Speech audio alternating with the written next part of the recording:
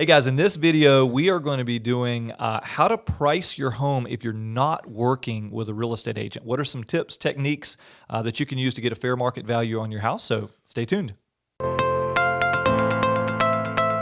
Hey guys, welcome to the Buzz Coffee and Real Estate. Today, we're going to be talking about if you're a for sale by owner and you're going to be valuing your home, what are the options? How can you figure out what your value is? And we're going to walk you through 3 steps. Yeah.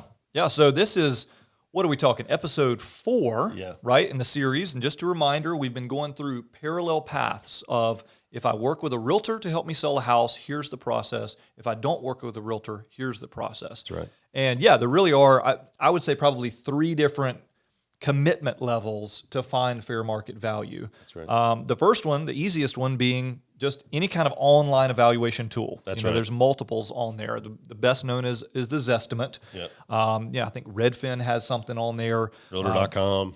But we have a tool on our website which actually will give you a range. Anything that's really truly honest needs to give you a range. Even the way the Zestimate is calculated is actually a range, but it just for marketing purposes, it looks really nice if they can say it's worth $287,814.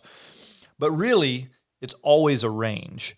And so on our website, you can go on, but I would really recommend multiple. That's right. Like get on 3 or 4 different websites and see kind of what they're saying.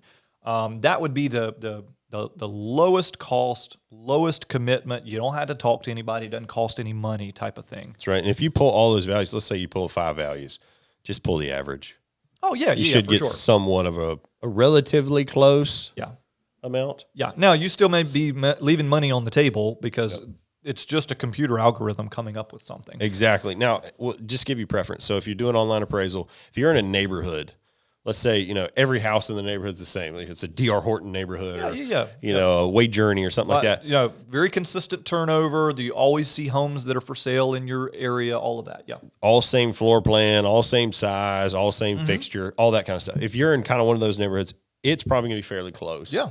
If you are in a custom build neighborhood, you got a 5,000 square foot house and a 3,000 square foot house, and this house has some really unique features Maybe to it. Different builders in there, right. so different fit and finishes, all that, different quality. Totally. Then that's where things are going to get a little weird, and you're going to have this real big variance. Sure. The other side of that is you're out in the county. So you're out in the county, you're living, on 20 acres or 10 acres or 5 acres, and there's nothing else that's the same as you. Right. There's not a lot of comparable homes that the computer system can go find that have recently sold, because that's how you determine market value on a house is recently sold, similar homes with similar features. That's right. So like, for instance, my house that we just bought, we did all the renovations on, that house, we bought it for $350,000.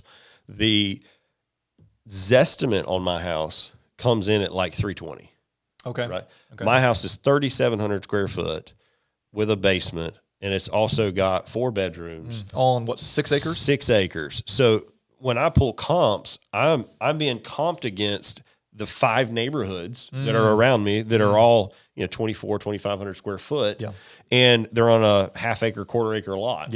And so they're like, well, you're worth $350,000. Well, right. I mean, I have acreage and I have a lot more square footage, right. And so my values, I've looked because I've looked through just different sites so I could get an idea, but they're so variant. One's 320, one's 550, one's 750, one's 350.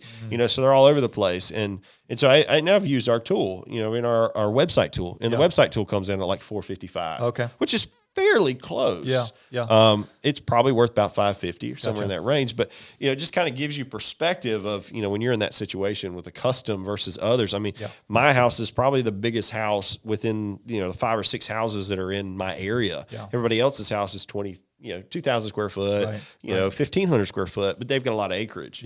So there's some variances there. Yeah, for sure. And so that would be the lowest commitment level. Okay. The easiest, you can remain invisible. The next step is really having a real estate professional come in and take a look at your house.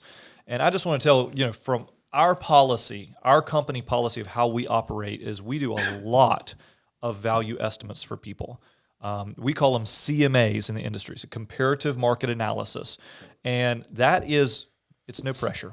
Okay. Right. I mean, we're not trying to bug you. We're not trying to manipulate you. None of that. We understand that if we're giving quality information to enough people, we will be taken care of. Okay, there will be folks that will end up listing with us, and we'll be fine. Yep. So if you get on our website, you fill out the tool, it's going to require you to put your contact information in there. Okay, that's not so that we can, again, hound you. But it is so we can follow up and say, hey, do you want us to give you a more specific number, a range that's a little more accurate, which would require us coming into your house, setting up a good time, doing a walkthrough of your home, all that sort of thing.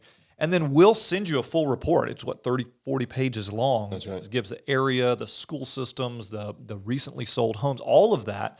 And that's a little more in depth. I would say that's a middle commitment level. That's right. Is to actually have a real estate professional come in.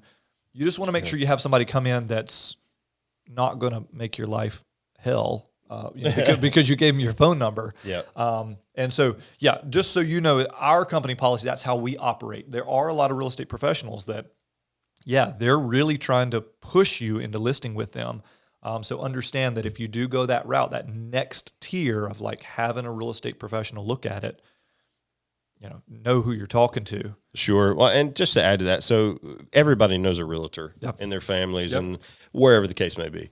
So reach out to a friend or a family member that is in the business and ask them full time in the business, not like sold 2 homes in the last 5 years. That's right. Yeah, somebody who's actively seeing the market. Yeah, but make sure that you're fair warning them, right? So don't come into it with this like, oh, well, I'm just going to ask 25 people to come into my house and do this with the expectation that they're thinking they're getting a listing, and then don't list the house, right? You want to be honest with them. Hey, look, I'm thinking about for sale by over my house. I'm fine with that. I'll write you a comparable for that. Yeah. But I'm probably not going to come to your house. I'm not going to walk through your house. I'm not going to do all these extra steps that I normally would do. Sure. I'm just going to say, hey, send me a couple of pictures of your house, and I'm going to pull those pictures, and I'm going to look and kind of get an idea. Yeah. And that's less stressful for you. It's less stressful for us. Sure. But we're able to help you. And so the other side of that is if you get down the road and you're frustrated, you have somebody that you can actually go to and ask, some questions or whatever. Or if you decide, hey, I'm just done with this, I want to list it, then you've got an option, and you haven't upset the people that you were trying to get information from. Yeah, being upfront with people, and not lying to anybody. And certainly if you reach out to us, hey, I'm really not interested in listing. Okay, I really want to do it myself. I just need I need some fair market value estimate on. Okay, cool, that's fine. We'd love to help you there. But that is that next tier, because now you've talked with another human being, right? And you've asked advice, and some people are going to be more willing to give it than others. So I would call that kind of the middle road. And then what would you say is like, hey, I want to get this right no matter the cost type of thing? Totally. So your best option as a for sale by owner, and I would highly encourage you to do, is I would tell you to get an appraisal done.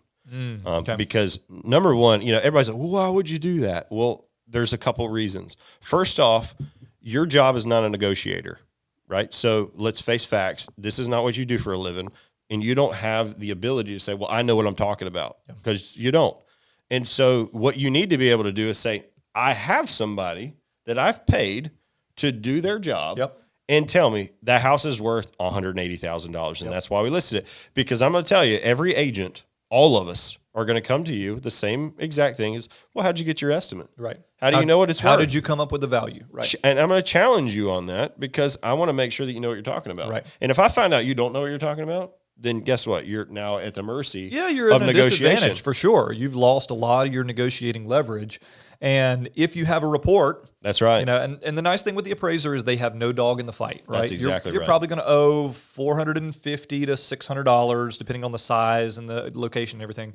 So that gets paid up front. Appraiser comes out to your house. They are not going to list your house.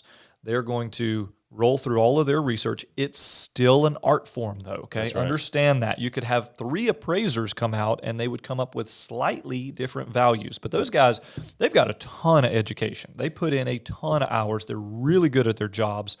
Thank you, all you appraisers out there. Right. Y'all, you're an underappreciated part of the real estate process. But you would have a report, right? Okay, I paid $550 for this report. So if I have a realtor come in after I listed the house myself, well, Mr. Smith, you're a little bit overpriced, No, I'm not overpriced. Here, you can take a look at this. And that does give you a beautiful piece of negotiating. That's right. That you have documentation in place. You don't have to doubt the fair market value of your house. That's right. You can be very confident. I think that's the biggest thing, because as a for sale by owner, if you're not confident, then you're going to get taken advantage of. Oh, for sure. In this market, because people are going to pick up on that. You don't know what you're talking about. Right. And then they're going to start, kind of seeing how much flexibility is there. And you're going to second guess yourself and get scared and all of that. So exactly. Now I would say, don't take the tax value of your house from the county, okay? And at least here, these couple of counties, I know Guilford did it last year, Alamance did it this year. Yep. They just reset all of the appraised values for tax purposes. Yep. That is not the same as a fair market value appraisal. In fact, there's a lot of people disputing them now. It used to be that they were way too low. Now, a lot of people think they might be too high. So don't take that number as, well, I don't need to do an appraisal because the county just appraised it. So it's a different process. You would need to pay an appraiser to come in. Yep. And this is like hidden tip, right? So something that we'll throw at you is, also as you're trying to be as educated as possible in this process as being a for sale by owner, do the appraisal and have your home inspected. Go ahead and pay for an inspection, because then there is no more negotiation. Right. You know it's going to appraise. You know it's going to be inspected. Right. So when that offer comes in, you're telling them, hey, look, here's the inspection report. Here's everything that's wrong with this house. Right. Now, make your offer based on the information that's in front of you. Yep. I'm not changing the offer. I'm not going to negotiate. I'm not doing anything. Everything's in front of you. Make a decision on what you want to offer me. Yeah. And that way, I'm guaranteed this is the offer price. It's very cut, clear, and collected on it, and I'm very educated, because that's the biggest thing. You need to come across educated. Yeah, and, for sure. And that will help you tremendously in the process of being able to negotiate. We're going to do a whole video on negotiation. I mean, really, we could do a whole series of videos on negotiation. Yeah. So much of it is an art, and it's learned, and it's felt, and it's practiced. But let's definitely dive into some negotiations. Totally. But I just want to add to that, which is really good, which is when you do the home inspection report and the appraisal, there are no more question marks about your house. Right. You know what it's worth, and you know what's wrong with it. And then it gives you just the maximum confidence when you come into it, like, hey, I'm not going to have something that gets thrown at me that gets me off my kilter. That's right. Off my kilter. That's a nice Southern term.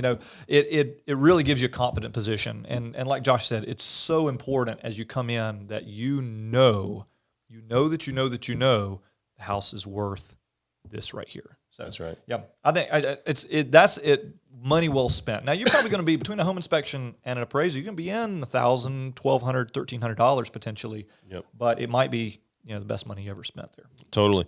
Well, and like you said, I think it gives peace of mind to everybody involved. It does. But anything else you want to add to this one? No, I think so. So the direction we're going with this, we're continuing on this kind of parallel path. We're going to jump into what it looks like to prep your home to sell. And we're going to do it from as you're working with a realtor and if you're not working with a realtor. So stay tuned. And you wanted to say something about subscribing to keep it. Yeah. So make sure, if you guys, this information is helpful for you, go ahead and subscribe, like it, and share it with somebody who is thinking about for sale by own. Yeah. It's great information for them and help them along the process. We really enjoy these, and we'll see you guys in the next video. Yeah, we have a good time with it. So we'll talk to you soon.